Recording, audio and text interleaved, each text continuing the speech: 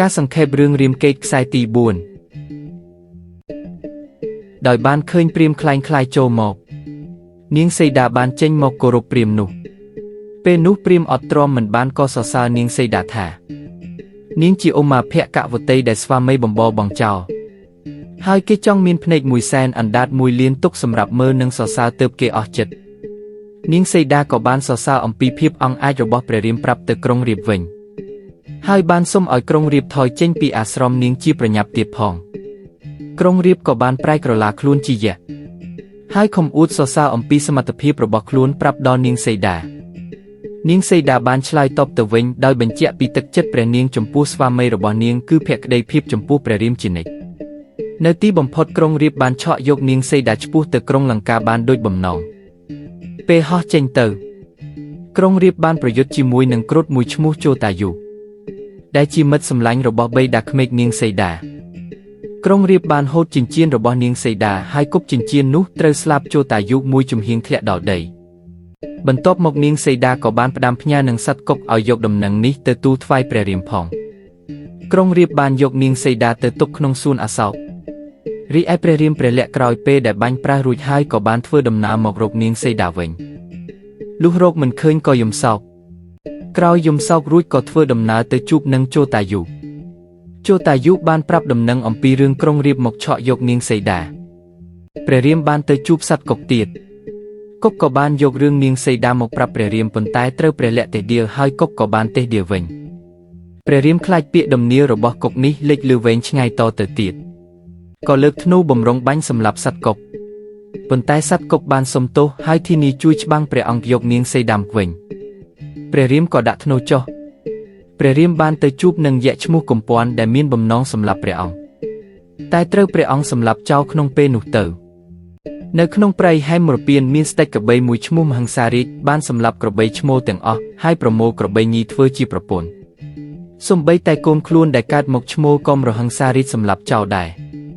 គឺទុកតែកូនញីប៉ុណ្ណោះមានមេក្របីញីមួយឈ្មោះសន្តគិរី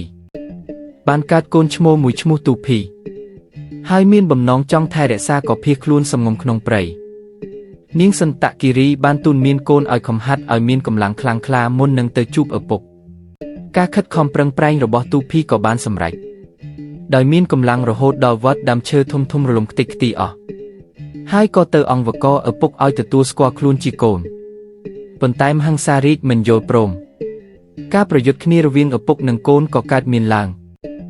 នៅទីបំផុតទូភីបានប្រហារជីវិតហើយដើរតាមកន្លងចាស់របស់ឪពុកចាប់តាំងពីពេលនោះមកទូភីក៏តែងតែដើររករឿងគេឯងដូចជារករឿងអេសីបញ្ចលឹងនាងទេពធីតារក្សាសមុទ្រហើយទីបំផុតក៏ទៅរករឿងពីលីជាស្ដេចស្វាដែលសោយរាជនៅខាស្កិនបុរីការប្រយុទ្ធគ្នារវាងទូភីនិងពីលីបានប្រព្រឹត្តទៅអស់រយៈពេល7យប់7ថ្ងៃដោយប្រយុទ្ធនៅកណ្ដាលវាលមិនឈ្នះមិនចាញ់ពីលីក៏នាំទូភីទៅប្រយុទ្ធក្នុងគូហីមួយដោយបញ្ជាឲ្យសុគ្រីពជាប្អូនយកថ្មមកបិទមាត់រូងបើកាលណាឃើញឈាមក្រហមដែលជាឈាមរបស់ខ្លួនហូរចេញមកសូមឲ្យសុគ្រីពបិទមាត់រូងភ្លាមដើម្បីកុំឲ្យទូភីចេញមកបាន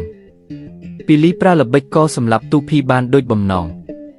តែដោយទេវតាបាច់ផ្កាអបអរសាទរច្រើនពេកធ្វើឲ្យឈាមខ្មៅរបស់ក្របីប្រែទៅជាពណ៌ក្រហមដូចជាឈាមពីលីទៅវិញសុគ្រីពឃើញឈាមក្រហមនឹកស្មានថាជាឈាមរបស់បងខ្លួនក៏បំរុងនឹងចូលទៅសងសឹកជំនួសបងប៉ុន្តែពួកសេនាបានហាមឃាត់ហើយឲ្យសុគ្រីពយកថ្មបិទមាត់រូងនោះទៅពីលីបានកាត់ក្បាលទូភីក្រវាត់ទៅទម្លាយថ្មនោះហើយក៏ធ្វើដំណើរមកដល់នគរវិញទាំងកំហឹងឆាប់ឆេះទោះបីសុគ្រីពកំពុងយល់ពីការពិតយ៉ាងណាក៏ដោយក៏ពីលីពុំព្រមជឿដែរហើយបានតេះក្បាលប្អូននៅចំណោមមុខមន្ត្រីទាំងឡាយទៀតផងសុគ្រីពខ្មាស់គេពេកក៏ហោះគេចតែត្រូវពីលីតាមតេះតបក៏ចុះមកវិញពីលីចាប់ជើងសុគ្រីពបានបំរុងបោកសម្លាប់នៅលើកំពូលភ្នំតែសុគ្រីពរើរួចហើយរត់ទៅពួននៅលើភ្នំមាក់តង់បពិតពីលីពុំអាចចូលភ្នំនេះតាមសុគ្រីពបានឡើយព្រោះគេបានធ្វើឲ្យឈាមទូភីហូរកាត់អាស្រមអេសេមាក់តង់ជាហេតុនាំឲ្យអេសេខឹងដាក់បណ្ដាសាឲ្យគេស្លាប់បើសិនជាគេហ៊ានចូលសុគ្រីពជឿចាប់គិតតែពីយំតតែទឹកភ្នែកហូរខ្លាយជាជ្រោះនៅពេលនោះមានតែក្មួយម្នាក់ឈ្មោះហនុមានទេដែលតាមជួយកំដរសុគ្រីព